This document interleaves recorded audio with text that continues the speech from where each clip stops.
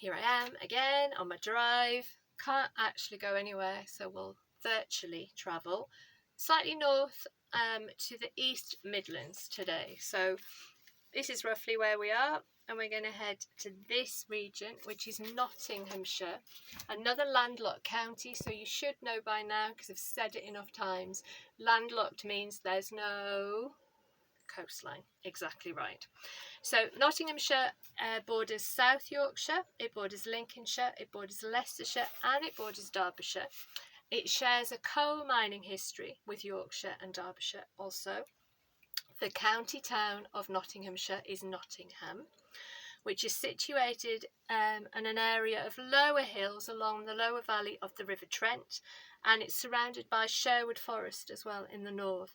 You might recognise that name to do with the legend of Robin Hood and his merry men, and it is believed that there is some truth in that legend. And I know that in Sherwood Forest you can visit the biggest oak tree in Great Britain, which is called Major Oak, and it's believed that this oak tree at one time sheltered Robin Hood and maybe some of his merry men as well. It's really old. They think that the oak tree is between 800 and 1,000 years old. So that's one thing you can do in Nottinghamshire.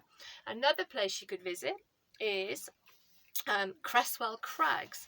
So as you move to the west of the county, where it borders Derbyshire, you are getting close to the Peak District there. So it's higher relief, so higher land, and you can visit Cresswell Crags, which basically is an enclosed limestone gorge on the border between Derbyshire and Nottinghamshire, where you get limestone. Limestone, I'm going to use an adjective you might not know, is permeable.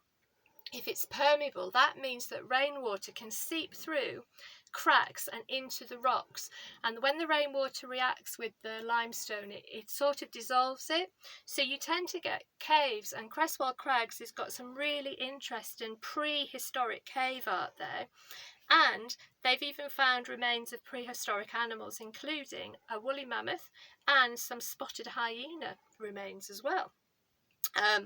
Other random facts about Nottinghamshire, because it's not a county that I know a great deal about. The biggest antique fair in Europe is held in Newark 6 times a year. Some of you may have been, I know I'm frequently in this shop when we can do our shopping in town. You might have been in a shop called Boots. It used to be called Boots the Chemist. The first Boots store was opened in Nottingham in the 19th century, but the first store in the country was opened in Nottingham by the Boot family. And another little claim to fame to do with Nottinghamshire.